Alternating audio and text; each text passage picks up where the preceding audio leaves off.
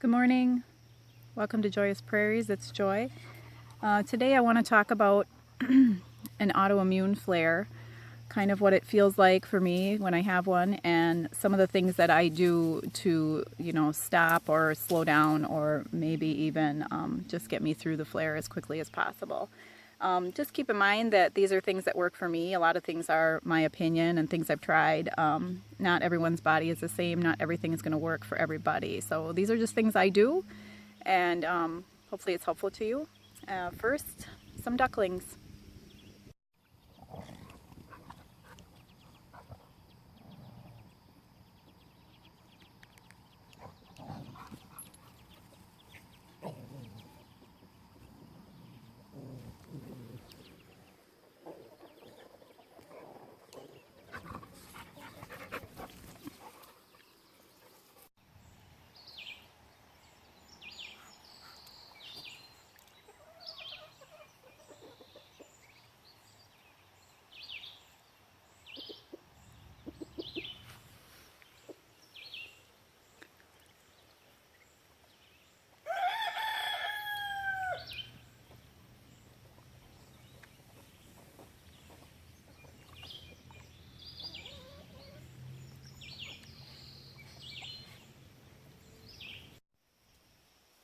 Those ducklings are growing up fast and they're so fun to watch.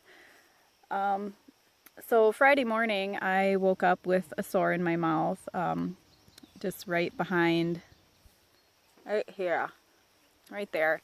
And usually what that means for me is that I have either started or I'm going to be starting a flare. And when you have an autoimmune disease, at least for me, your body tends to flare up for certain reasons.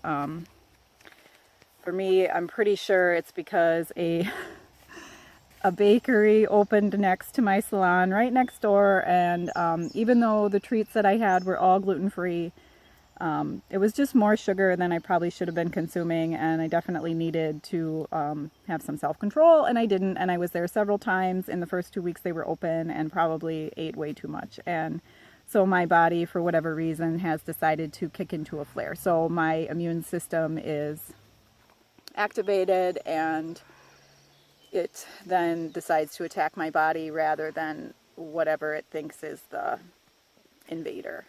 So I woke up with a sore in my mouth. Usually I have them on the roof of my mouth, and then they will sometimes go down my throat, which can make eating very painful and difficult for a week or two, depending on how long they stick around. I didn't have sores in my mouth until I was, oh look, there's Hedda right behind us, of course. I didn't have sores in my mouth until I was 30 and I contracted Epstein-Barr virus, which is mono. So I had mono at age 30, and then ever since then I seem to have reoccurrences of just a less severe case of mono a couple times a year. I've been to the doctor for it.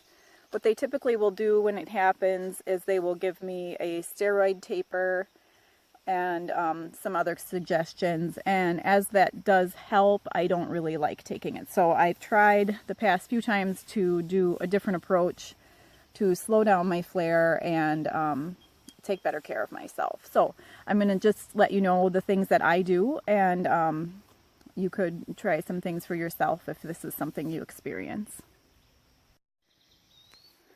The first change I usually make is to my diet.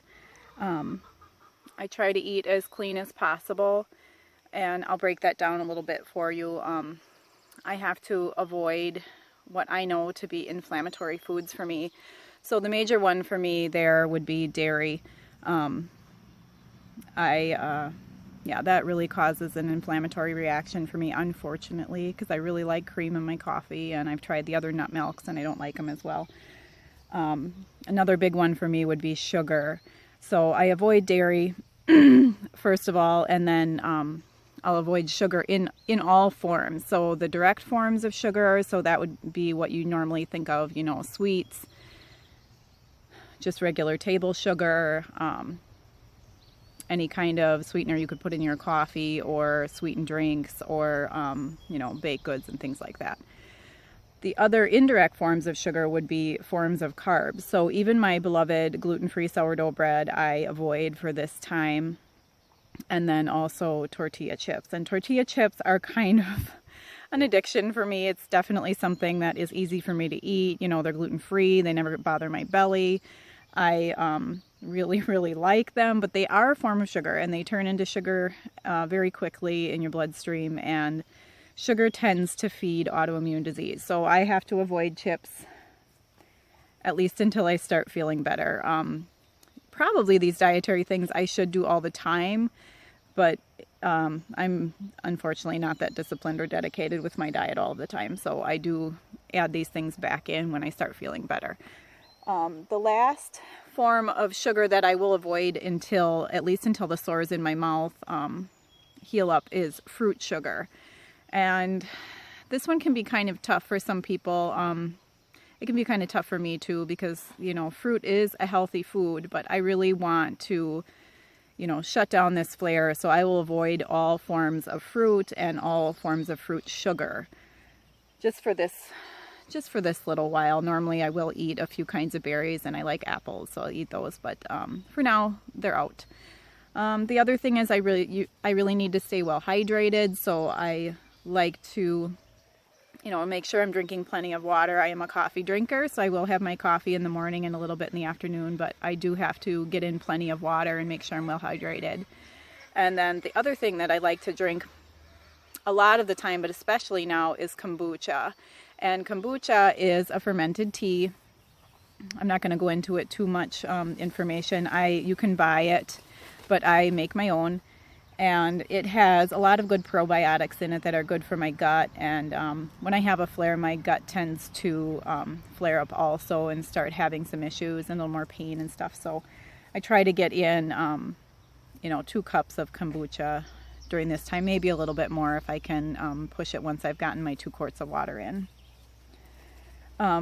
Another thing that is really important for me is to keep moving. My body can be sore and I can be fatigued when I have a flare, but I've learned that it's important for me to keep moving, because if I don't, I tend to start getting depressed. And then when I start getting depressed, I can feel worse. You know, you have to avoid the temptation to curl up in your chair or in bed under a blanket and just stay there, because your body really does need to move. So I don't mean like go out and get like crazy amounts of exercise and start a new exercise routine, but, you know, just go for a walk if you need to, even if it's a slow 20-minute walk, just to keep your body moving, and I try to stay with my normally daily routine as much as I can, even if, I don't feel well. But if I am really feeling, you have to listen to your body. If you're really hurting and you're really feeling bad and you need to lay down for a little while, that's a great idea, because you do have to listen to your body. But just try to keep moving and, you know, keep yourself as active as you can be. The other one is get enough sleep. And I talk about this a lot because I think, you know, we're really lacking sleep just as, you know, as humans, we're just really lacking sleep. We don't put the importance on it that we need to. So for me, that means I can't sit up late at night and watch documentaries. I have to go to bed. So as soon as I start feeling tired, I get myself in bed, even if that means it's 9 o'clock. And that seems really early to me. I am an early riser, but usually I like to get into bed about 10, but, you know, if I'm really fatigued during the day, 9 o'clock is a good time to go to bed. So, yeah, I have to shut my phone off and stop watching and just go to sleep. And then the next thing is to let your family know, let your loved ones know that you're having a rough time. I mean, I have to tell them, you know, oh, I'm having a flare. You know, they're probably sick of hearing it, but I do tell them so that, you know, maybe they'll have some sympathy and a little bit of grace with me getting less done and being less available to them. Yeah, and then the last thing I said is listen to your body. You know, if you need to rest, but try to, you know, take care of it and nourish it. You know, just get that good, clean food in, you know, good quality, clean protein and good veggies and lots of water. You know, get all of those things in. So, I hope I didn't leave anything out, but that's what I'm doing this week, and hopefully not next week. Hopefully I will be feeling better next week. This flare hasn't really kicked in all the way yet. I just have the sores, and I have, you know, a little bit of a headache yesterday, so that's kind of the start of it. So I'm hoping that I've kind of like nipped it in the bud and I can shut it down. So I hope you have a good week. We have some beautiful weather again this week. Nice sunny days. It's really greening up, and yeah, everything's exciting. No rooster crowing this week. He's over right next to me, but he's not crowing. You can hear a hen in the background. But have a good week. Thanks for watching. I will see you next time.